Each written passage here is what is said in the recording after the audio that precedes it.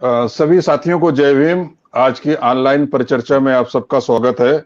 आज का सब्जेक्ट है अंबेडकरवाद सिद्धांतों से समझौता नहीं। ये सब्जेक्ट, ये विषय विचार के लिए इसलिए आया कि जैसे कि पिछले दिनों में जो गतिविधियां हुई हैं उत्तर प्रदेश की राजनीति में, कि जो अंबेडकरवाद से उपजी या अंबेडकरवादी आंदोलन से निकली हुई पार्टी, या जो आज भी अपने को राजनीतिक पार्टी के बजाय मिशन मानती है, उसने ब्राह्मण सम्मेलन करना शुरू किए और अयोध्या से ही पहला ब्राह्मण सम्मेलन किया।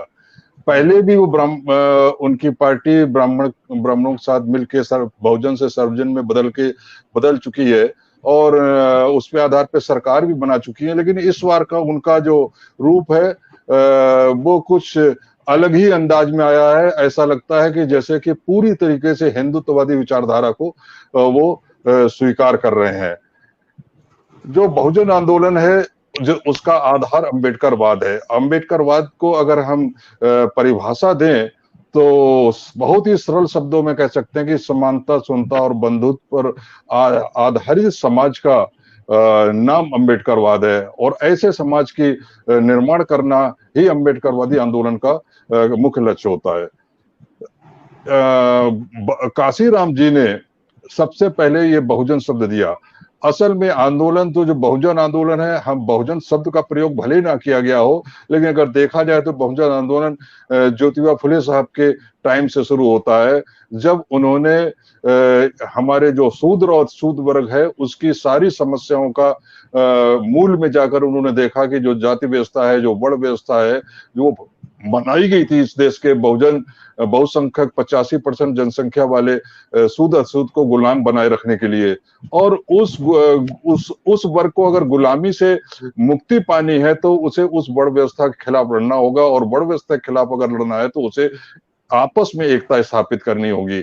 चाहे हमारे ज्योतिबा फुले साहब हो, जिनको हम राष्ट्रपिता के नाम से संबोधित करते हैं, या साहू जी महाराज हो, जिन्होंने बाबा साहब की हर तरीके से मदद करी, और जो ज्योतिबा फुले साहब का जो काम था उसको आगे बढ़ाया।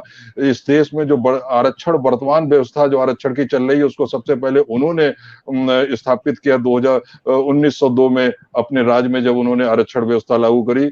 या हम बाबा साहब अम्बेडकर को ले, जिन्होंने कि इस आंदोलन को, जो कि इस देश के बहुसंख्यक शूद्रों की आजादी का आंदोलन था, जो कि तथागत बुद्ध से चला आ रहा था, उसको एक व्यापक रूप दिया।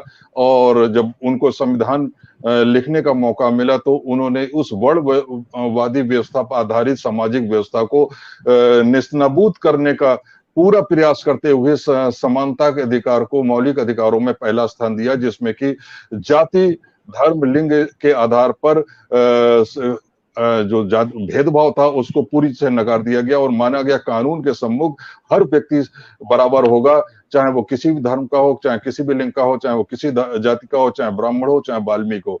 तो एक बाबा साहब का ये काम एक ऐसा क्रांतिकारी काम था जो 4000 वर्षों से चली आ रही वर्ण व्यवस्था आधारित सामाजिक व्यवस्था पर एक डायनामाइट लगाने जैसा काम था। उस बाबा साहब के उस आंदोलन को रणनीतिक रूप देने का काम मानवर काशीराम ने किया। उन्होंने कहा कि उन्होंने देखा कि हम कितना भी कोशिश करें, हम ये तीनों वर्ग जो हैं, जो एससी, एसटी, ओबीसी और मुस्लिम समाज है, ये हम लोग एक साथ नहीं आ पाते हैं। उसको कैसे एक साथ लाया जाए, उसके उन्होंने बहुजन शब्द दिया। उन्होंने कहा कि इस देश का जो शोषित और पीड़ित समाज है, जो वर्ण व्यवस्था से पीड़ित है, वो इस देश की जनसंख्या का 85% है, और उसकी समस्याएं एक है, समस्याओं का मूल कारण एक है, और इसलिए उस समस्याओं का निराकरण भी एक है, और उस निराकरण के लिए इन सारे लोगों को एक साथ आना होगा। और इसीलिए उन्होंने उनको बहुजन कहा कि ये इस देश के बहुजन है, और चूंकि 85% जनसंख्या वाले हैं और 15% जो जनसंख्या वाले हैं वो इस देश में राज कर रहे हैं। और इसके लिए उन्होंने एक नारा दिया कि जब तक हम राजनीतिक सत्ता प्राप्त नहीं करेंगे तब तक हम सामाजिक बदलाव नहीं ला सकते हैं। जैसा कि बाबा साहब अम्बेडकर ने कहा था कि पॉलिटिकल पावर इज मास्टर की ऑफ सोशल रिवोल्यूशन, उसी बात को आगे बढ़ाते हुए उन्होंने उसको रणनीतिक रूप दिया। और बाबा साहब की बातों को ही उन्होंने फिर से दोहराया कि हमें शासित नहीं शासक जमात बनना है, और कहा कि अपने घर की दीवारों पर लिख दो जाके कि हम इस देश के शासक हैं। जब तक हम शासक नहीं बनेंगे हम मुक्ति नहीं पा पाएंगे। तो तो और अपने उस काम में मान्यवर काशीराम ने सभी जातियों को अपने इस आंदोलन में जोड़ा।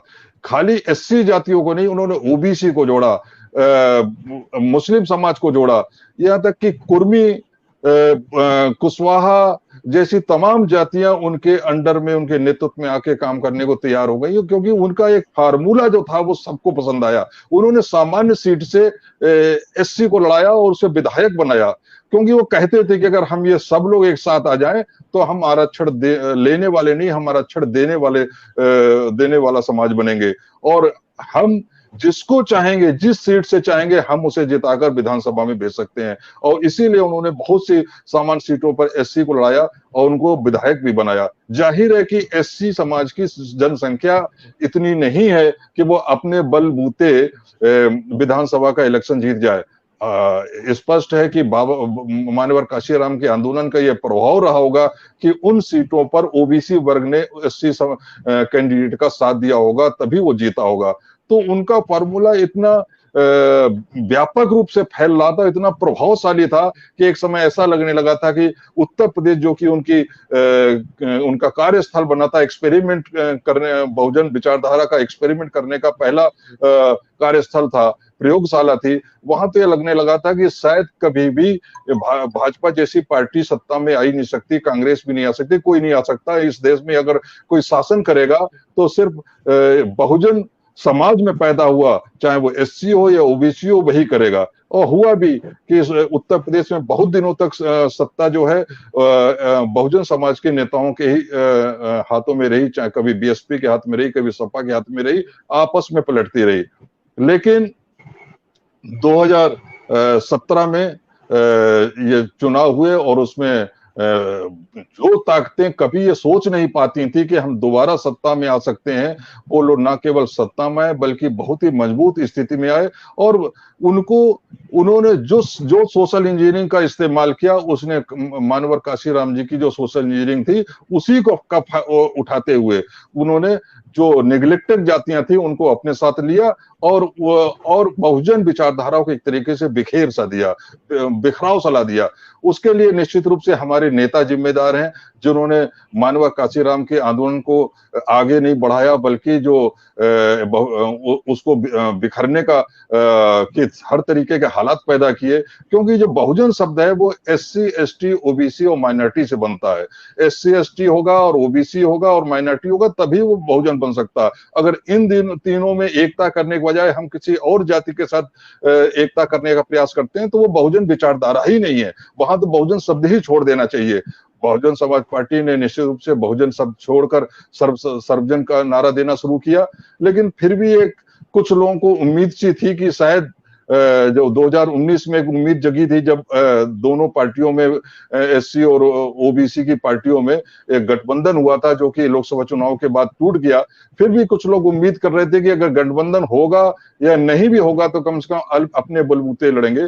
लेकिन फिर भी अभी जिस प्रकार से ब्राह्मण सम्मेलन किया गया है, उससे जो है बहुतों की भावनाओं को चोट पहुंची है। उन लोगों की भावनाओं को चोट पहुंची है जिन्होंने काशीराम जी के साथ उनके कहने पर अपनी जवानी फूंक दी, उनके कहने पर अपना तमाम धन पैसा सब कुछ न्यौछावर किया।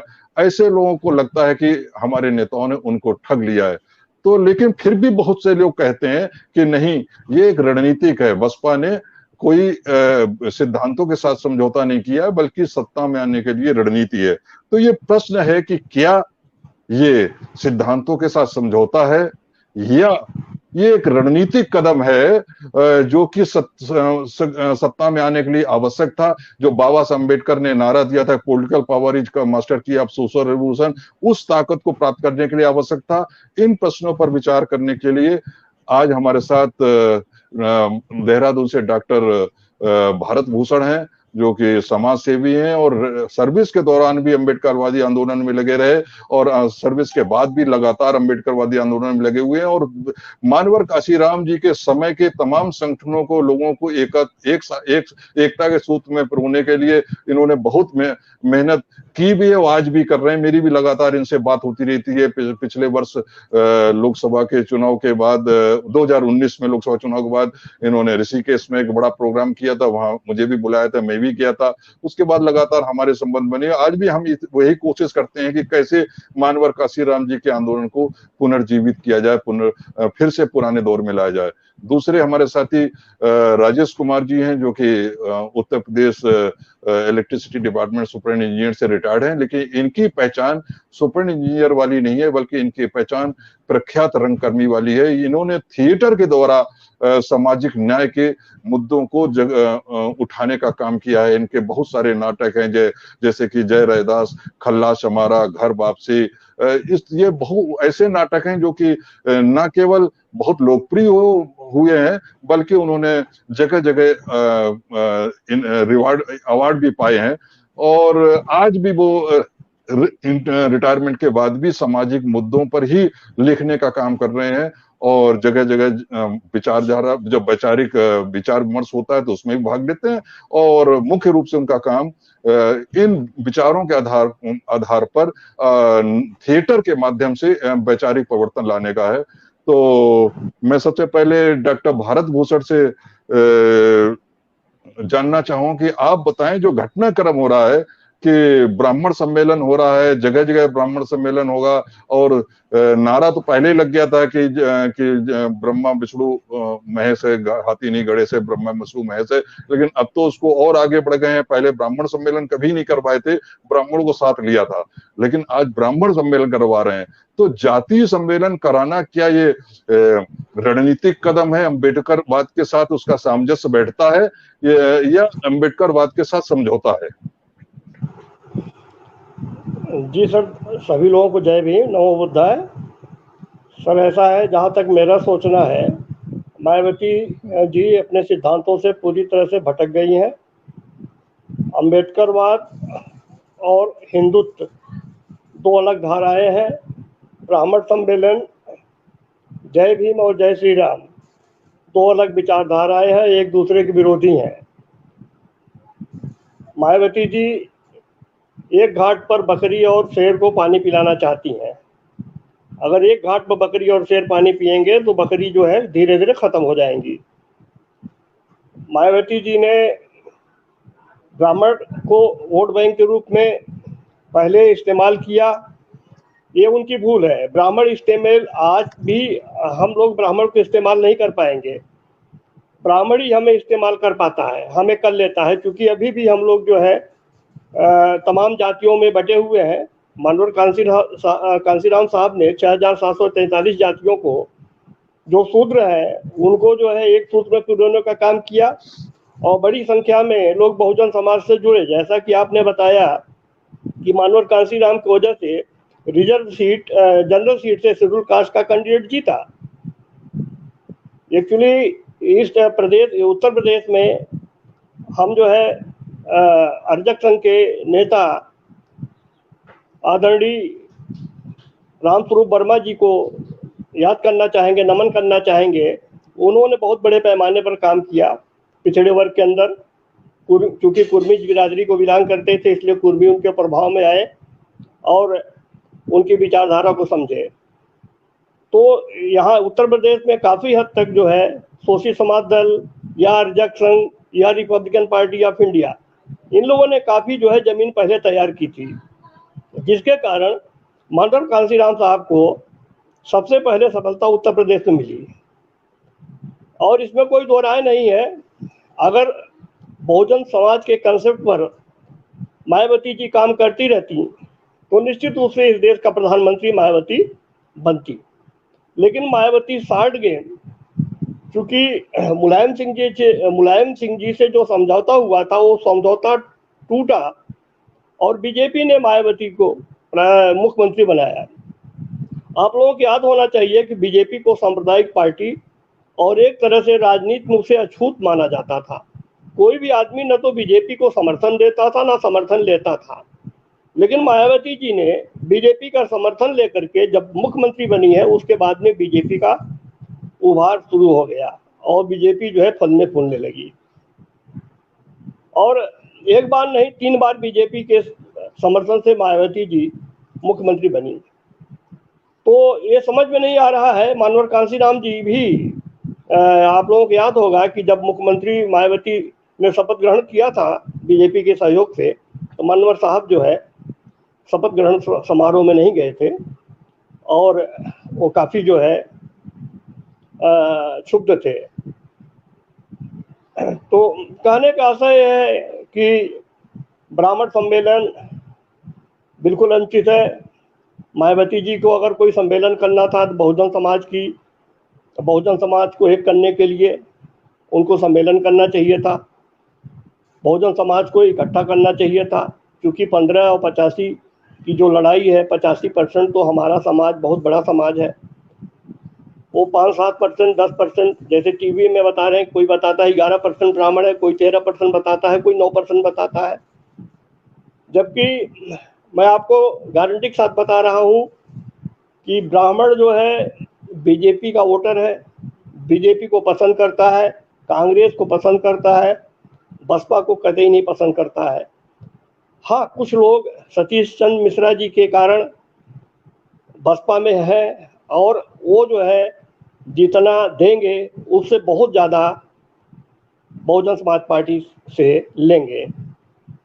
तो हमारे ख्याल से मायावती जी का ये आत्मघाती कदम है और इसके बाद मायावती जी, इस चुनाव के बाद मायावती जी खत्म हो जाएंगी। अच्छा। जी सर, और कंटिन्यू रख जी।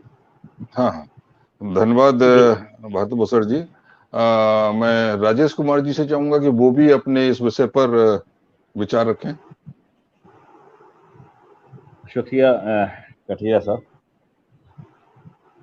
बिल्कुल अहम सवाल है कि अम्बेडकरवादी सिद्धांतों से समझौता नहीं। तो अभी वर्तमान में जैसा हम देख रहे हैं कि पूरा पलटकर इस तरह से जो सिद्धांत लेकर अम्बेडकर साहब एक लंबी लड़ाई लड़े, अपनी जिंदगी के अंतिम क्षणों में तक लड़े, वो जिस सिद्धांत के लिए वो कभी कभी भी सिद्धांत के साथ उन्होंने समझौता नहीं किया। अगर आप देखें अम्बेडकर साहब की जिंदगी को, तो कांग्रेस से उनकी निरंतर लड़ाई होती रही वैचारिक स्तर पर।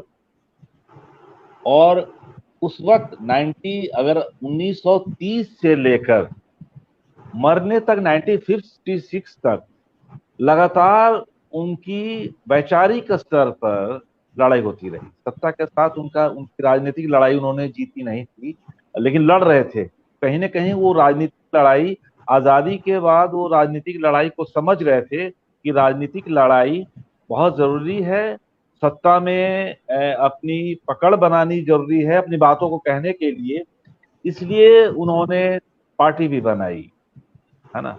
और लेकिन साथ ही साथ सामाजिक लड़ाई को भी उन्होंने एक मुख्य माना था। देखिए, ये बहुत सोचने वाली बात है कि आप अगर देखें 1930 से अगर हम शुरू करें, क्योंकि 30 से ही वैसे उनकी लड़ाई 27 से शुरू हो गई थी, लेकिन 30 से अगर देखें और जिस तरह से गोलमेज कॉन्फ्रेंस में या बाद में 1936 में जब उन्होंने धर्मांतरण की घोषणा की, तो उस वक्त जो है पूरे देश में जो भूचाल मचा था, लोगों ने कहा कि नहीं नहीं, आप धर्मांतरण ना करिए। अभी हमारी जो लड़ाई है पॉलिटिकल लड़ाई है। गांधी भी यही कहते थे और कांग्रेस भी यही कहती थी, बार बार कहती थी कि अभी हमें बरतानिया सरकार साम्राज्यवाद से मुक्ति करनी है। हमारे सामने नंबर 1 दुश्मन अगर ये है, इसलिए जो है हम जो सामाजिक लड़ाई है, उस सामाजिक लड़ाई को थोड़ा विराम देंगे और प्रायोरिटी हमारी राजनीतिक लड़ाई होगी। और राजनीतिक लड़ाई जब हम सत्ता आ जाएगी तो हम जो है सामाजिक समस्याओं को, जो हिंदू समाज में जो अस्पृश्यता है और असमानता है, गैर बराबरी है, उसको दूर कर लेंगे। इसलिए उन्होंने बार बार इस चीज को गांधी कहते रहे। लेकिन अंबेडकर साहब बार बार वो अपने मुद्दे पर मजबूत रहे। बोला कि नहीं, वो कहीं ना कहीं वो समझ रहे थे कि सत्ता पाने के बाद जरूरी नहीं है कि सामाजिक स्तर पर क्या कहते हैं, जो हमारे मुद्दे हैं उन मुद्दों को उठाया जाएगा। क्योंकि वो कांग्रेस का जो इंफ्रास्ट्रक्चर था, कांग्रेस की जो बुनियादी जो पार्टी ही जिसका बुनियाद में जो लोग थे, वो लोग तमाम अगर कहें तो जाति व्यवस्था, वर्ण व्यवस्था से लैस थे। उस वक्त की जो कांग्रेस की जो पार्टी थी, उसमें वर्चस्व जमींदारों, सामंतों और उस तरह से पैसे वालों का था, है ना, उसमें पूंजीपतियों का भी था। तो इसलिए आप देखेंगे कि उनके जो 4,000 वर्षों से, हाँ, 4,000 वर्षों से हमारा समाज का जो एक सोशल ढांचा है, वो ढांचा आसान नहीं है तोड़ना इनके लिए। ये कह तो रहे हैं कि क्या कहते हैं, हम जोड़ तोड़ लेंगे, हुआ भी हम देख रहे हैं। आजादी के बाद कांग्रेस की इसी संदर्भ में ये जोड़ने की बात में अभी अभी मैं कह रहा हूं, मैं अपनी बात कह रहा हूं कि आप देखिएगा कि 1936 में एक लाहौर में आर्य समाजी लोग थे, उनको लगा कि हमारा हिंदू धर्म जो बहुत ही इसमें जात पात है, जो असमानताएं हैं उसको दूर करने के लिए एक उन्होंने जात पात तोड़क समाज भी बनाया। और उन्होंने अम्बेडकर साहब को बुलाया भी कि आप आइए और भाषण दीजिए उसमें इन चीजों को ले। पहले तो अम्बेडकर साहब तैयार नहीं थे, कहा उन्होंने कि मैं सवर्णों की सभा में नहीं जाता हूँ। लेकिन जब उनका बहुत ज्यादा प्रेशर आर्य समाज का हुआ कि नहीं, हम लोग भी जात पात तोड़ने जा रहे हैं, इसलिए आप आइए और आकर अपनी बात रखिए। फिर जब वो अपनी बात को उन्होंने लिखा लिखित रूप में, तो उनसे नाइतफाकी रही और अंततः ये परिणाम हुआ कि उन्होंने क्या कहते हैं कि भाषण को उनको निरस्त कर दिया। अध्यक्ष पद के लिए जो चुनाव किया गया था अम्बेडकर साहब को, वहां से उनको हटा दिया।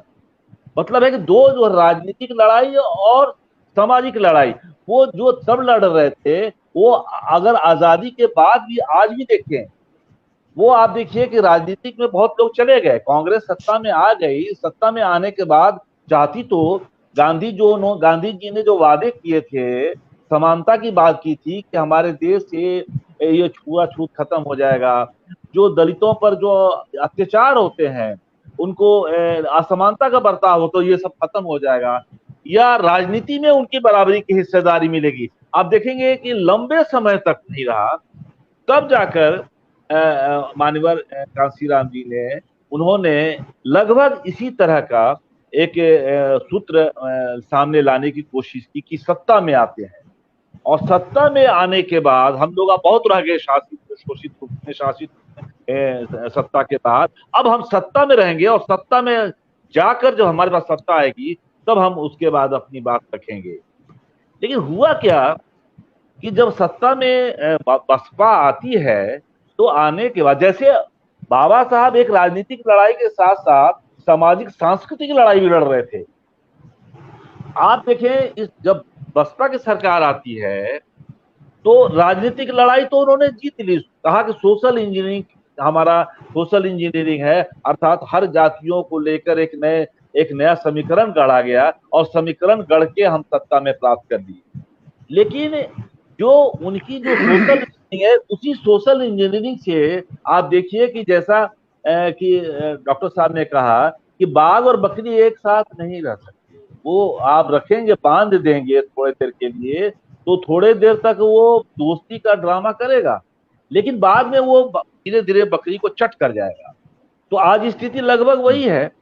हमने जहां पर भाजपा ने एक लंबे समय तक एक सांस्कृतिक आंदोलन किया, छोटे छोटे सामाजिक आंदोलन किया, और उसके माध्यम से धार्मिक आंदोलन, उसका तो सांस्कृतिक क्या, धार्मिक आंदोलन किया, और धर्म के सहारे, वो धार्मिक मुद्दों के सहारे उन्होंने अपनी पैठ बना ली। और पैठ वहीं केवल नहीं बनाई, वो पैठ जो है बहुजन समाज के अंदर भी उन्होंने पैठ बनाई। इसमें कोई कहने को शक नहीं है कि आज बहुजन समाज का एक बहुत बड़ा वर्ग जो है धर्म के आगोश में है। आप तो देखते हैं कि कांवर का जो कांवरिया जो लोग जाते हैं, सबसे ज्यादा कांवरिया लोग बहुजन समाज नहीं के नहीं नहीं लोग। राजेश जी, वो तो हाँ ठीक है उन्होंने बना ली, लेकिन जो अंबेडकरवाद से उपजी हुई पार्टी है उसको क्या जरूरत है हाँ कि वो हमारे में पैठ बना रहे हैं, तो वो तो अपनी विचारधारा हमारे में डाल रहे हैं, लेकिन हाँ। हमारे नेता जो है दूसरे में जा रहे हैं, ब्राह्मणों में, तो उनको अंबेडकरवाद तो के आधार पे उनसे उनसे समझौता नहीं कर रहे हैं। कोई उनसे सिद्धांत वो से एक क्षणिक सत्ता की कुर्सी पर कैसे मिल जाए उसके लिए समझौता कर रहे हैं। बिल्कुल। और हम जो कह रहे हैं कि अभी जो मैं उसी बात पर आ रहा हूँ, फिर दूसरे दौर में भी और खुलकर बातें होंगी। अभी जो ब्राह्मण सभा, पहले नाम ब्राह्मण सभा ही रखा गया था अयोध्या में जो सम्मेलन, अब बाद में उसको बाद में प्रबुद्ध प्रबुद्ध सभा सभा का, हो गया। ये भी एक बहुत बड़ा व्यंग्य है। आप उनको सबसे बड़ा प्रबुद्ध बिल्कुल घोषित किया गया था, उद्घोषित किया गया था ब्राह्मणों को ही। परशुराम परशुराम की जो है तस्वीरें लगाई गई थी उनके पोस्टर्स पर, और आइकॉन बनाया गया था परशुराम के, जिसके अम्बेडकर साहब बार बार उसकी आलोचना करते हैं और उन्होंने अपने लेखनी के द्वारा उस पर अटैक किया है। तो आखिर सवाल है कि आप जो है कि जैसा 10-11% एक ब्राह्मण है, अभी देखिएगा सारे चाहे बसपा हो सपा हो, सब लोगों की होड़ मची हुई है कि कैसे ब्राह्मण को क्या कहते रिझाया जाए। जैसा लगता है कि केवल इनके रिझाने से हम सत्ता प्राप्त कर लेंगे। ऐसा तो नहीं, ये देखिए एक डर है कि अगर आप केवल 10% करेंगे तो इसकी प्रतिक्रिया दूसरे लोगों पर क्या होगी। ये सोचने वाली बात है। आप 10% अपने अपना ब्राह्मण का ले लेंगे आप, और कुछ प्रतिशत जो है, मान लीजिए बहुजन समाज में भी बहुत बड़ा सेंध लगा चुका है। बहुजन समाज में आप देखेंगे एससी जातियों में कुछ जातियां ऐसी हो गई हैं, वो घनघोर भाजपाई हो गई हैं, और वो लंबे समय से उनके फेवर में हो रही हैं। तो केवल आप तो चाहें अगर कि एससी में एक खास जाति जो है, जिसके बारे में बसपा का कहा जाता है वर्चस्व है, उसके और राजेश जी, हाँ राजेश जी, हाँ हाँ इस बात पे दूसरे दौर में बात करेंगे। हाँ हाँ हाँ, हाँ, ठीक है तो ठीक है मैं ठीक है। इस बीच एसडी कठेरिया साहब जुड़ गए हैं, हाँ हाँ उनसे भी प्रारंभिक कमेंट ले लेते हैं। हाँ हाँ कठेरिया जी, ये जैसे कि अभी राजेश जी भी बोल रहे थे कि उन्होंने वोट पाने के लिए, वोट पाने के लिए कि भाई ब्राह्मण होगा तो उसके इतने वोट होंगे, हमारे इतने वोट जुड़ जाएंगे उसके लिए, और उन्होंने गठबंधन किया है, विचारों के साथ तो समझौता किया। अब आप देखिए कि आरएसएस जो है, भाजपा है, वो 1984 में 2 सीटों पे आ गई थी, लेकिन उन्होंने अपने अपने विचारों के साथ कोई समझौता नहीं किया। उनका एजेंडा वही रहा है जो उनके एजेंडा में थे, जब तक वो पूरी ताकत में नहीं आ गए। उनका एजेंडा जो है, उन्होंने एजेंडा के साथ कोई समझौता नहीं किया। आज भी वो अगर इतनी बड़ी ताकत में आए हैं, 2 सीटों से निकलकर 300 से ज्यादा उनके सांसद बने हैं, तो वो इसी वजह से बने हैं कि उन्होंने विचारों के साथ समझौता नहीं किया। आज भी अगर उनका बनाया हुआ प्रधानमंत्री या उनका मोहन भागवत अगर विचारों के साथ समझौता कर ले और वो कहे कि नहीं, हमें अब ये हिंदू राष्ट्र नहीं बनाना है, अभी हम धर्मनिरपेक्ष होके चलेंगे, तो उनके जितने भी वोटर हैं उसमें 80% वोटर जो है तुरंत उनसे अलग हो जाएगा।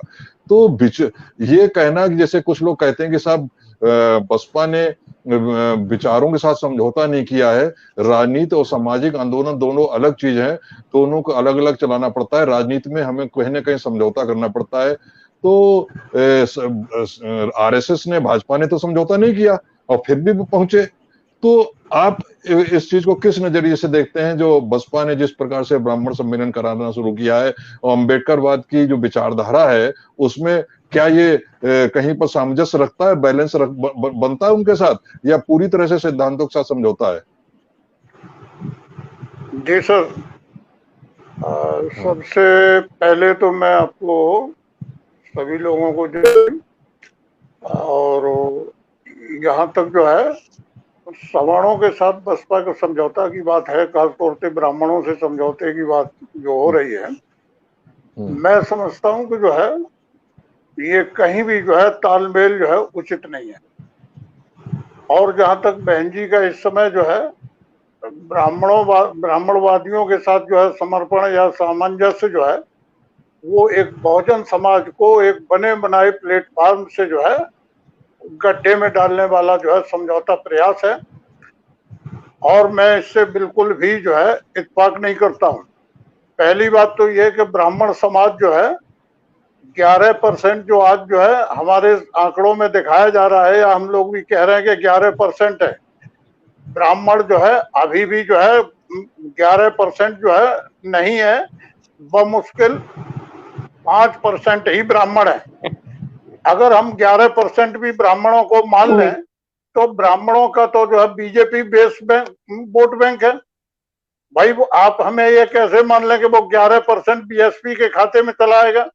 उसमें से बीएसपी समाजवादी पार्टी भी जो है उस पर नजर लगाए हुए हैं, वो भी जो है परशुराम और ब्राह्मणवादियों को जो है का मोह नहीं छोड़ना चाह रही। तो कुछ ना कुछ जो है 10-5% पर जो है 11% वो भी हड़पने के चक्कर में है। तो ब्राह्मणों को इतना तवज्जो देना समाजवादी पार्टी और बीएसपी को, ये कतई भी जो है सामाजिक स्तर पर उचित नहीं है। एक तरफ तो हम जो है अपने को 85% बहुजन समाज की बात करते हैं, एक तरफ तो हम अपने आप को 85%। जी एक मिनट मैं इसमें बीच रोक रहा हूँ। देखिए, ब्राह्मण 11% है या 9% है, या ब्राह्मण का कितना हिस्सा बसपा को मिलेगा, वो हमारे लिए मुद्दा नहीं है। हमारे लिए मुद्दा है कि क्या जाति आधारित सम्मेलन कराना, ब्राह्मण सम्मेलन कराना, कल को क्षत्रिय सम्मेलन कराएंगी, और ये क्या अंबेडकरवाद के साथ समझौता नहीं है? क्या सिद्धांतों की तिलांजलि नहीं है? बिल्कुल तिलांजलि है, 100% तिलांजलि है। हाँ, इस विचारधारा के साथ मैं ये मानता हूं कि बीएसपी ने जो है अंबेडकरवाद को खत्म कर दिया, और अब अंबेडकरवाद की बात करना जो है कोई मायने ही नहीं रखता। ये हम मनुवादियों के जो है जो आलोचना करते रहे, या ब्राह्मणवादियों को हम रात दिन कोसते रहते हैं, और फिर उन्हीं ब्राह्मणवादियों के जो है के साथ सामंजस्य करके हम सत्ता में वापसी चाह रहे हैं। पहली बात तो जो है ये उनका एक जो स्वप्न है, ये संभव ही नहीं है कि वो उनकी वापसी हो जाएगी। बल्कि होता क्या है कि जो है ये जितनी भी सवर्ण जो दबंग जातियां हैं, वो एक अपने वो बीएसपी के खाते से तो तमाम सीटों पे खड़े हो जाते हैं, और बीएसपी के नाम पे जो हमारे जो समाज बहुजन समाज का वोट है, वो उसको हासिल करके जो है वो अपनी जीत हासिल कर लेते हैं। और जहां हमारे बहुजन समाज का कोई प्रत्याशी खड़ा होता है बीएसपी से, वहां उसको वो जो है ठेंगा दिखा देते हैं, वहां वो वोट भाजपा को दे देंगे या किसी कांग्रेस को देंगे और किसी को देते हैं। तो ऐसी स्थिति में बीएसपी का ये समर्पण और ये ब्राह्मणवाद सम्मेलन बिल्कुल सरासर बहुजनवाद के खिलाफ है, अंबेडकरवाद के खिलाफ है, और ये समाज के साथ सरासर धोखाधड़ी है। मैं इसको बिल्कुल सिरे से खारिज करता हूं, और ये जो है इससे बहुजन समाज को, लोगों को बहुत ही अलर्ट होने की जरूरत है। अदरवाइज जो है यहाँ जो है ये खाली राजनीति की बात नहीं है। आप देख रहे होंगे कि 6 साल में जो स्थिति जो है, जिस तरह से शासन चलाया जा रहा है भाजपा सरकार द्वारा, चाहे वो स्टेट का हो चाहे वो सेंट्रल का हो, वो संवैधानिक जो है मौलिक अधिकारों का हनन हो रहा है, और संविधान को इग्नोर करके अपने डिसीजन लिए जा रहे हैं। आज जितनी भी जो है संवैधानिक संस्थाएं हैं, सीबीआई है, हाई कोर्ट है, सुप्रीम कोर्ट है, चुनाव आयोग है, या पुलिस और मिलिट्री तक को भी इन्होंने नहीं बख्शा है। इनको भी अपना पर्सनल जो है एक एजेंट की तरह, अपने कार्यकर्ता की तरह से जो है इस सरकारी मशीनरी को यूज कर रहे हैं। तो ऐसी स्थिति में जो है अब कहाँ हम किस आधार पर जो है संविधान की रक्षा करेंगे, किस आधार पर संविधान समाज की रक्षा करेंगे? हमारे जो समाज के ठेकेदार हैं, जो पॉलिटिक्स के नाम पे, अपने स्वार्थ के नाम पे, वो समाज को जो है सिर्फ डाइवर्ट कर रहे हैं, उन मनवादियों के हवाले कर रहे हैं, एक बलि का बकरा बना के समाज को चढ़ा रहे हैं। और ये जो है कहीं भी जो है इसको रोकना बहुत जरूरी है। पहले ही बीजेपी ने तमाम ऐसे अंबेडकरवादी जो है नए प्यादे जो खड़े कर रखे हैं, वो सिर्फ वोट काटने का काम करते हैं। अंबेडकरवाद के नाम पे हम हमारे जो है बहुजन विचारकों, महापुरुषों को जो है फोटो बैनर लगा के जो है और वो चाहे वो रामविलास पासवान रहे हो, चाहे उदित राज हो, चाहे रामदास अठावले हो, ये कौन सा समाज का काम कर रहे हैं, कौन सा बहुजन समाज का हित की बात कर रहे हैं। एक वहां बंधक की, एक गुलामों की जिंदगी जी रहे हैं, उनका जो सिर्फ अपना व्यक्तिगत फायदा उठा रहे हैं। इसलिए आज समाज में जो है, अगर यही घुसपैठ जो आरएसएस ने की है, वो बहुजन समाज के बहुत ये चापलूस और चाटुकार जो है नेताओं ने जो है इसको अंबेडकर मिशन को खत्म करते चले जा रहे हैं। और वही स्टेप कदम जो है बहन जी का जा रहा है, बीएसपी का जा रहा है। बिल्कुल बहन जी आज की डेट में बीजेपी की पार्टी 2 की तरह काम कर रही हैं, और इसमें कोई दो राय नहीं कि वो हकीकत में उनका सोच जो है बदल चुका है। जहां वो बहुजन समाज की बात करती थी, आज वो सर्वजन की बात पे आ गई। भाई जब हम ऑलरेडी 85% की बात करते हैं, तो हमें उन 15% की क्या जरूरत पड़ जाती है। अगर जो है आज भाजपा सत्ता में है, तो सिर्फ और सिर्फ समाजवादी पार्टी और बीएसपी की गलत नीतियों की वजह से जो है सत्ता में है। अगर इन्होंने जो है सही राजनीतिक दिशा में बहुजन समाज के हित में काम किया होता, तमाम उपेक्षित और वंचित जातियों को अगर अपने साथ जोड़ा होता, एक मिनट, और तो निश्चित रूप से जो है आज इन्हें जो है ब्राह्मणों की या ठाकुरों की या बनियों की जो है साथ लेने की जरूरत ही न पड़ी होती। इन्होंने इनके द्वारा जो है अपने समाज, बहुजन समाज की तमाम जातियों को उपेक्षित किया गया, उनको कभी जोड़ने का प्रयास नहीं किया गया। उनको 1 बार 2 बार 4 मुख्यमंत्री बनने के बाद, चाहे वो समाजवादी पार्टी रही हो, चाहे बीएसपी पार्टी रही हो, हर किसी ने अपने समाज के साथ धोखाधड़ी की है। ओबीसी समाज के साथ समाजवादी पार्टी ने धोखा किया है, बीएसपी ने अपनी जो है बहुजन जो है दलित जातियों के साथ धोखाधड़ी की है। और यही नतीजा है कि वो उपेक्षा का शिकार होके इन जो है वो जाके जो है भाजपा में डाइवर्ट हो गई, और जिससे 325 सीटें पिछले 2017 में भाजपा को मिल गई। तो ये स्थिति ऑलरेडी है। दूसरी बात बहन जी, अभी क्या करेंगी, जो है एक और जो दाव चलेंगी, जो है जहां मुस्लिम बाहुल्य क्षेत्र हैं वहां मोमडन माइनॉरिटी मोमडन को जो है खड़ा करेंगी। वो सिर्फ जो है दूसरी पार्टी के खिलाफ वोट काटने का काम कर रही हैं, और जिससे कि बीजेपी का रास्ता जो है जीतने का आसान हो जाए।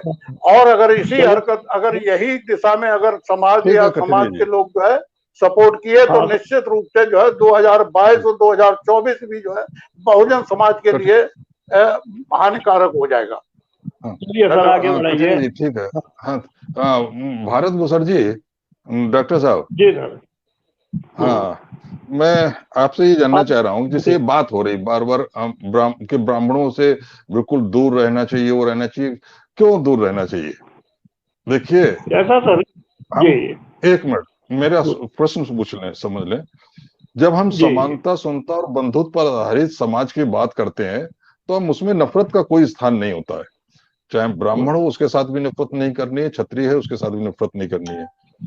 बाबा साहब अम्बेडकर ने भी ब्राह्मणों के साथ दोस्ती थी उनकी।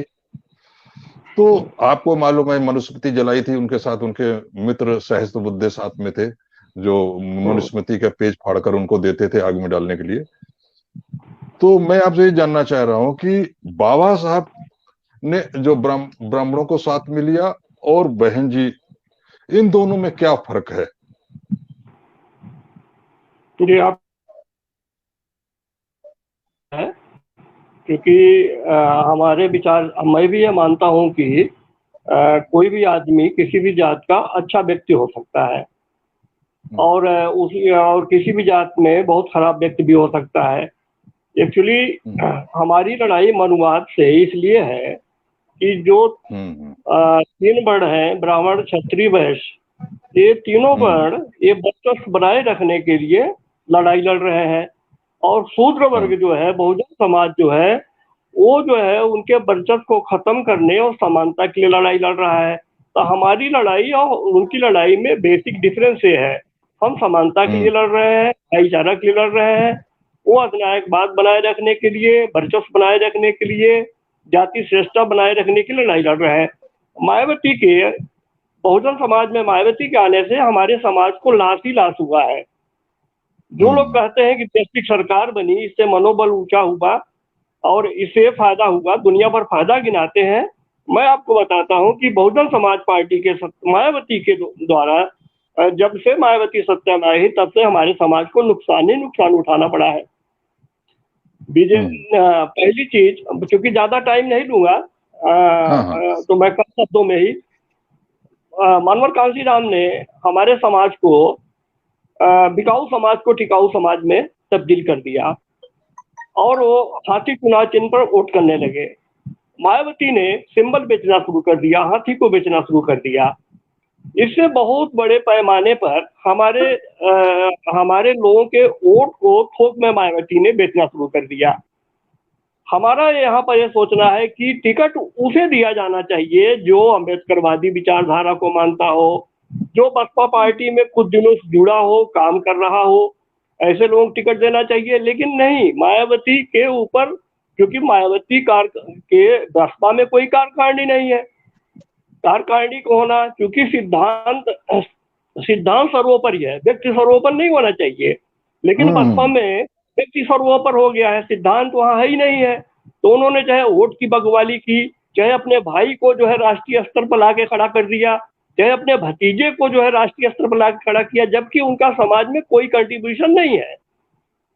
आनंद का और उनके पुत्र आकाश का समाज में कोई कंट्रीब्यूशन नहीं है। ब्राह्मण सम्मेलन से एक बहुत बड़ा नुकसान ये है कि मायावती जी ने कहा कि हम ब्राह्मण सम्मेलन करा करके ब्राह्मणों का वोट एकजुट करेंगे और एकजुट वोट लेंगे।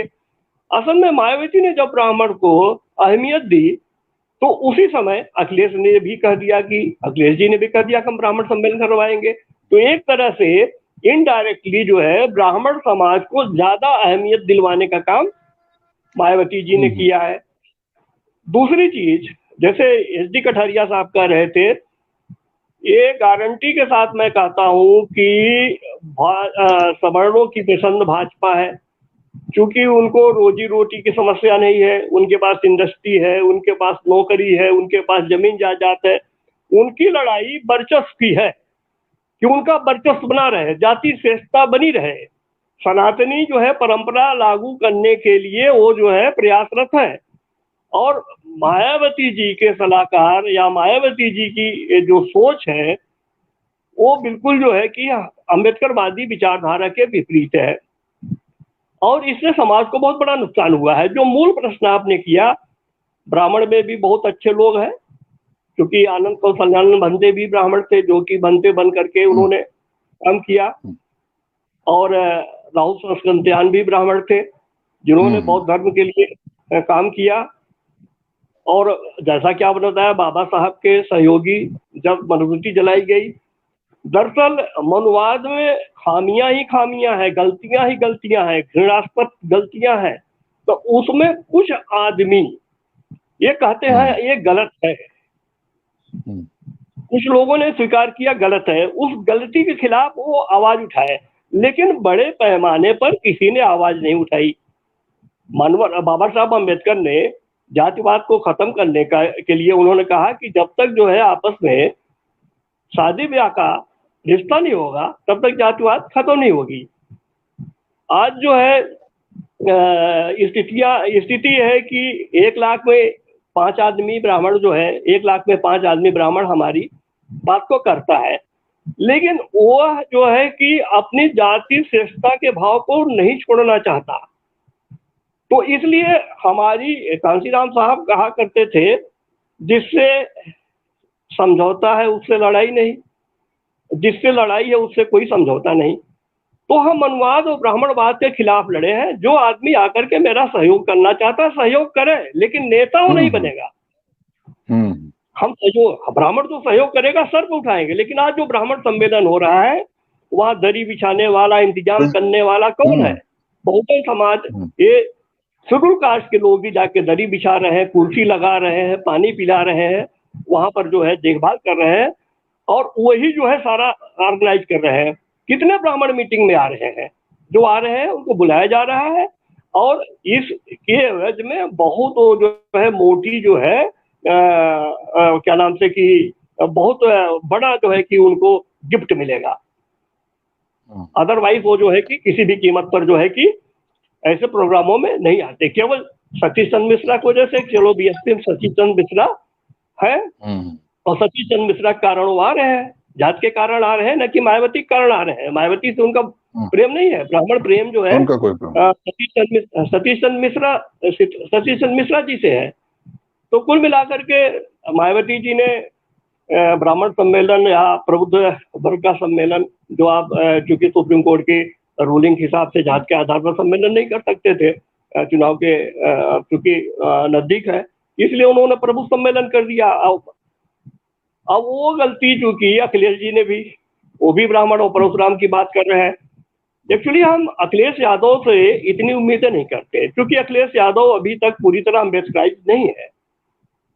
लेकिन हम मायावती जी से पूरी तरह हम उम्मीद करते हैं, मायावती जी से, कि वो अम्बेडकराइज रहे, क्योंकि हम अम्बेडकराइज है। मायावती जी के लिए खून पसीना हमारे समाज ने दिया है, हमने उनको वोट दिया है, इसलिए हम मायावती की आलोचना करते हैं। अखिलेश अम्बेडकराइज नहीं है। ब्राह्मण सम्मेलन करें चाहे परशुराम सम्मेलन करें, हम उनको नहीं रोकने जा रहे हैं। जब उनका बौद्धिक स्तर ऊंचा उठ जाएगा, तब हम उनका अगर वो इस तरह सम्मेलन करेंगे, तब हम उनका विरोध करेंगे। जब आज कठरिया, एस डी कठरिया साहब ने बहुत बढ़िया बात कही कि भाई आज की स्थितियों में मायावती जी पूरी तरह से अम्बेडकरवाद से हट चुकी है। सत्ता लोलुपता है, धन लोलुपता है, और माफिया गुंडों को टिकट दे करके, ऊंचे दाम में टिकट दे करके, ये इन्होंने हमारे समाज का कौन सा भला काम किया है। गुंडा माफिया 10 करोड़ 20 करोड़ का टिकट खरीद करके जीत जाता है और ताकतवर बन जाता है, और ताकत हासिल करने के बाद हमारे समाज पर दुगनी ताकत से अत्याचार करता है। वो नहीं करता, डायरेक्ट इनडायरेक्टली करवाता है। तो ब्राह्मण अगर बसपा में आता है तो उसका बसपा का विचारधारा भी होनी चाहिए, अम्बेडकरवादी विचारधारा भी होनी चाहिए, नहीं उनको टिकट नहीं देना चाहिए। सही बोला। जनरल सीट से शुरू कास्ट या बैकवर्ड को लड़ाना चाहिए। पूरी तरह से टोटल वाइट कार्ड कर देते, पता नहीं किस दबाव में, क्या कारण है, क्या जो है कि परिस्थिति है, कि इस जो है कि बहुत साधारण सी बात को मायावती जी नहीं समझ पाई कि अगर उनको हम टिकट नहीं देते, पिछड़े वर्ग को, शेड्यूल कास्ट के लोगों को लड़ाते, माइनॉरिटीज को लड़ाते, तो शायद हमें ज्यादा कामयाबी मिलती। धन्यवाद। मैं ज्यादा समय न लेकर के आप लोगों को और मौका। नहीं, धन्यवाद। आपने बिल्कुल सही, जो मैं पूछ रहा था लास्ट में, बिल्कुल आपने करेक्ट वही उत्तर दिया कि बाबा साहब ने जो जिनके साथ जो उनके ब्राह्मण मित्र भी थे, तो वो बाबा साहब की विचारधारा से सहमत होके उनके आंदोलन को आगे बढ़ाने के लिए उनके साथ जुड़े थे। लेकिन यहाँ पे ऐसा नहीं है, यहाँ ऐसा नहीं है। यहाँ पर बहन जी जो है उनकी विचारधारा को खुली छूट देते हुए पूरी तरह से सहयोग कर रही हैं, उनको अपनी ओर नहीं ला रही हैं, बल्कि उनको और मजबूत करने का काम कर रही हैं। तो मैं राजेश कुमार जी के राजेश कुमार जी से आऊंगा वही कि देखिए, हम बाबा साहब के आंदोलन में नफरत का कोई जगह नहीं होती है। हम ब्राह्मण, जब हम समानता समता बंधुत्व की बात करते हैं, भाईचारे की बात करते हैं और एक समृद्ध भारत की बात करते हैं, तो उसमें सबके साथ प्रेम होना चाहिए। लेकिन प्रेम तभी होगा जब ये नफरत वाला वातावरण यहाँ से समाज से खत्म हो। अब अगर ऐसी ताकतें, ऐसी विचारधारा को मजबूत किया जाए जिनकी बुनियाद ही नफरत पर आधारित है, तो फिर अम्बेडकरवाद कैसे चलेगा? अम्बेडकरवाद प्रेम की बात करता है, मनुवाद नफरत की बात करता है। और आप मनुवाद को मजबूत करने के लिए अगर हमारा नेता कोई आगे बढ़ेगा, तो जाहिर है कि अम्बेडकरवाद को कमजोर करने का काम हो रहा है। उस पर से ये कहना कि नहीं, हम अम्बेडकरवाद के साथ कोई समझौता नहीं किए। तो राजेश कुमार जी बताइए कि जैसे अगर आरएसएस ने अपनी विचारधारा के साथ समझौता नहीं किया, 2 सीट पर आ गए, लेकिन उन्होंने अपना कोई समझौता नहीं किया, अपनी हिंदुत्ववादी विचारधारा पर उसी तरह से अडिग रहे। 97 में जैसे उनकी राजस्थान में सरकार बनी, उन्होंने वहां मनु की मूर्ति हाईकोर्ट में लगवा दी, और आज भी उसी पे चलते रहे। कहीं मनु की मूर्ति का तमाम विरोध हुआ, लेकिन वो पीछे नहीं हटे, और लास्ट में उनकी पूरी सरकार बनी। आज वो इस स्थिति में है कि 2025 जब आएगा तो हिंदू राष्ट्र का जो सपना है आरएसएस ने देखा, उसको पूरा भी कर सकते हैं। कम से कम उस दिशा में आगे लगातार बढ़ रहे हैं। तो क्या अगर बसपा भी, चाहे भले मुख्यमंत्री ना बनती बहन जी, चाहे भले ही सत्ता में नहीं आते, लेकिन अगर उसी तरीके से बहुजन की विचारधारा पे चलते रहते, जो सामाजिक गठजोड़ जो है एससी ओबीसी और माइनॉरिटी के बीच में होना चाहिए, उसी गठजोड़ को मजबूत करने का जो काम मानवर काशीराम ने शुरू किया, उसी को पूरा करने में लगी रहती, तो क्या सफलता नहीं मिलती? बिल्कुल बिल्कुल मिलती जो है, क्योंकि देखिए इन लोगों ने जो आरएसएस के लोगों ने आज उस मुकाम पर पहुंचे हैं, केवल मैंने पहले भी बताया था कि केवल एक पॉलिटिकल लड़ाई के माध्यम से नहीं पहुंचे। वो 1925 से लेकर आरएसएस हिंदू महासभा, उनकी बहुत सारी शाखाएं हैं, उन्होंने एक धार्मिक सांस्कृतिक रूप से अपनी लड़ाई लड़ते हुए, राजनीतिक और सांस्कृतिक सामाजिक लड़ाई लड़ते हुए लोगों के अंदर पहले बहुत कम असर था, लेकिन अब जो है हम देख रहे हैं कि 90 के बाद अब वो इतनी मजबूत स्थिति में आ गए हैं कि आज पूरे देश में, जैसे लोग कह रहे हैं कि आने वाले दिनों में हिंदू राष्ट्र बनाने की पूरी वो हो रही है, तो वो हो रही है, जान लीजिए। वो अपने विचारधारा से एक लेश भी नहीं कम है, बल्कि उनके हिडन एजेंडा धीरे धीरे सामने आ रहे हैं। मतलब है कि जैसे अभी पिछले दिनों नीट के सवाल को लेकर एक एग्जाम्पल था, वो नीट के माध्यम से या कई जगह वो रिजर्वेशन पर वो प्रहार करने शुरू कर दिए हैं, और उन्हें मालूम है कि इसको प्रहार करने से हम जहां जैसे जैसे हम प्रहार करेंगे, ये टेस्ट भी कर रहे हैं नीट की जो है, वो प्रहार करते करते ये उनका जो समुदाय है, वो जो समुदाय जो थोड़ा मोड़ा टूट रहा था, घिसक कर थोड़ा इधर उधर बिखर रहा था, उसको वो फिर संभालने की कोशिश करते हैं। और वो आप देखिएगा अभी इस धीरे धीरे इनके छोटे छोटे एजेंडे के कारण, कभी कभी जब उनको लगता है कि ये कमजोर हो रहा है एजेंडा, तो मंदिर बनाने का एजेंडा भी ले आते हैं। फिर वो कभी बनारस में वो फिर जमीन अभी उनको मिल गई है, तो वो एजेंडा भी लाते हैं। तो उससे क्या होता है कि पूरा हिंदू जो सवर्ण वर्ग है, उनको ऐसा लगता है कि हमें इसमें जो है हित है। वो अपने विचार से, वो विचार से लेश मात्र भी कम नहीं है, बल्कि वो ये कहते रहते हैं बीच बीच में, हमारा इस्तेमाल कर रहे हैं, अंबेडकर साहब का अधिग्रहण कर रहे हैं, हमारी विचारधारा को अधिग्रहण करने की कोशिश करते हैं, लेकिन उतना ही लेने की कोशिश करते हैं कि जितना उनको फायदा हो सके। वो ये बार बिल्कुल। बार बार बार प्रूव करने की कोशिश करेंगे कि अंबेडकर साहब किस तरह से हमारी नीतियों को मानते थे। वही अखंड भारत की बात है, या मुसलमानों को कभी अंबेडकर को मुसलमानों के खिलाफ खड़ा कर देते थे। तो इस तरह के वो लोग, उनकी पूरी पॉलिटिक्स है। जबकि आप देखिए कि अंबेडकर साहब खुलेआम जो है वर्ण व्यवस्था, जाति व्यवस्था या ब्राह्मणवाद जो है, उनकी ब्राह्मणों से व्यक्तिगत रूप से साफ कहा है कि मेरी ब्राह्मणों से कोई जाति के स्तर पे कोई लड़ाई नहीं है।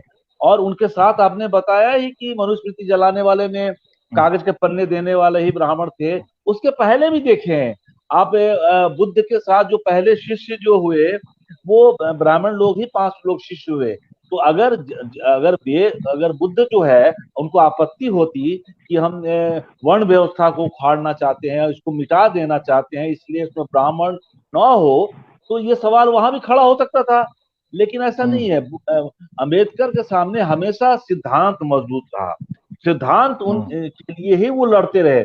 उनके बहुत सारे सहयोगी जो थे वो सवर्ण के समाज के थे, इसलिए अंबेडकर साहब कभी भी समझौता नहीं किया। उन्होंने हिंदू कोड बिल के मुद्दे पर उन्होंने रिजाइन तक दे दिया। उसके सामने कांग्रेस वालों ने बहुत प्रेशर डालने की कोशिश की, लेकिन अभी जो वर्तमान में है, अगर हम समझौता करते रहेंगे सत्ता पाने के लिए, हम वही हिंदूवादी के फॉर्मूलों को लाने की कोशिश करेंगे और हम अंबेडकरवाद छोड़ देंगे, बुद्ध, कबीर और फूले की परंपरा को छोड़ेंगे, तो एक बहुत बड़ी हमारी हानि होगी। क्योंकि उससे क्या होगा कि धीरे धीरे आपका एक बहुत बड़ा जो आपका जो कहते हैं बहुत सा 85% जो है, वो 85% धीरे धीरे आपके हाथ से सरकता जाएगा, और केवल 10-11%, उसमें भी मैं कह रहा हूँ कि है आंकड़े बहुत कम ही है। हमें लगता है 8 से ज्यादा नहीं होंगे, उसमें भी कितने वोट देने आएंगे। जितने भी आज प्रबुद्ध लोग हैं, ये प्रबुद्ध वोट भी देने नहीं जाता है, जान लीजिए। तो उसके कारण केवल कुछ ही परसेंटेज से वो इनका बहुत प्रतिशत एक कैलकुलेशन का जो फॉर्मूला है, उस कैलकुलेशन से भी आपका बहुत बड़ा राजनीतिक सत्ता हासिल नहीं होने वाली और एक बहुत बड़ा आधार आपके सामने घिसक जाएगा।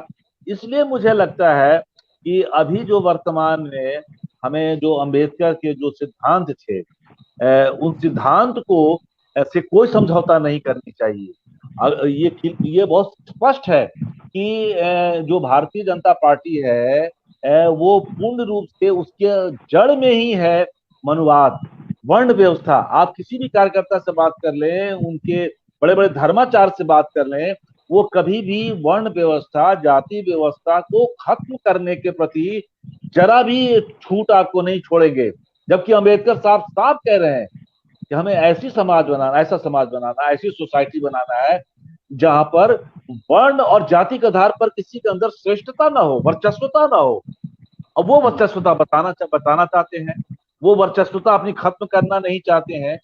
अभी ये सब सवाल धीरे धीरे कहीं ना कहीं किसी न किसी माध्यम से दिखाई देता है लोग के कि अभी सुरेश रैना ने अभी एक ट्विटर में उसने कहा कि मैं ब्राह्मण हूँ, उसने बहुत गर्व से कहा। करेक्ट तो करेक्ट। जितने गर्व से वो एक रैना बोलता है, उससे क्या कहते हैं, मीरा भाई चानू तो नहीं बोलती है जो एक बहुजन समाज की है ना। या विनोद कांबली कितना बड़ा प्लेयर था हमारे सामने, वो तो कभी नहीं कहा कि मैं एससी वर्ग का हूं। उसके लिए प्रायोरिटी थी कि हमारा देश अगर खेल रहा है तो हमारे देश के लिए खेल रहे हैं। लेकिन ये कहेंगे कि हम देश के लिए खेल रहे हैं, लेकिन ये बार बार साबित करने की कोशिश कर रहे हैं कि हम श्रेष्ठ इसलिए हैं कि हम ब्राह्मण हैं। तो मुझे ऐसा लगता है कि वर्तमान में अभी जो है, आप चाहे समाजवादी हो, समाजवादियों की अभी एक लंबी परंपरा रही है, लोहिया एक जाति के खिलाफ, जाति तोड़ो एक आंदोलन के खिलाफ लंबे समय तक लड़ाई लड़े हैं। ऐसा नहीं कि उनका आधार नहीं रहा है। तो लेकिन समाजवादी पार्टी भी उसी तरह से वो खेल खेलना चाहती पॉलिटिकल, जिस तरह से बहुजन समाज पार्टी अभी खेलना चाह रही है। दोनों लगभग एक खेल खेल रहे हैं और मुझे लगता है कि ये दांव उनका जो है वो बहुत कारगर साबित नहीं होगा। अगर सिद्धांतों से, अगर वो लोहिया से समझौता कर रहे हैं, अपने लोहिया को छोड़ रहे हैं और अपने बहुत सारे समाजवादी उनके जो थे, जो लोगों ने लंबे समय तक लड़ाई लड़ी, या बहुजन में कांसी राम ने बहुत लंबे समय तक लड़ाई लड़ी, फूले ने लड़ाई लड़ी, आपको साहू जी महाराज ने लड़ाई, उसको अगर सिद्धांतों को आप छोड़ेंगे तो सिद्धांतों को छोड़ने के बाद अगर आप सत्ता पा भी लेंगे तो बहुत दिन तक नहीं चल पाएंगे। मुझे है कभी मौका मिलते ही आपको वो पलट देंगे। हाँ, धन्यवाद राजेश जी। कठेरिया जी, जैसे कि सबने ये बताया, ये तो ठीक है कि हम जो राजनीतिक नेतृत्व है, बहन जी का, मायावती ने, उन्हें गलत तो किया है और ये उनका कदम जो है अंबेडकरवाद के साथ जो है धोखा है। जहां तक अखिलेश यादव का संबंध है तो जैसे डॉक्टर भारत भूषण ने कहा, मैं बिल्कुल सहमत हूं कि हम अखिलेश, बहुत से अक्सर ये क्वेश्चन करते हैं कि साहब आप अखिलेश के बारे में कुछ नहीं बोल रहे हैं, ब्राह्मण सम्मेलन तो वो भी करवा रहे हैं, ये काम भी वही करवा रहे हैं। अखिलेश यादव या मुलायम सिंह यादव बहुजन आंदोलन से निकली हुई पार्टी नहीं है, वो निकले हुए नेता नहीं है, बहुजन आंदोलन से में तपे हुए नेता नहीं है कि हम उनसे कोशिश करें।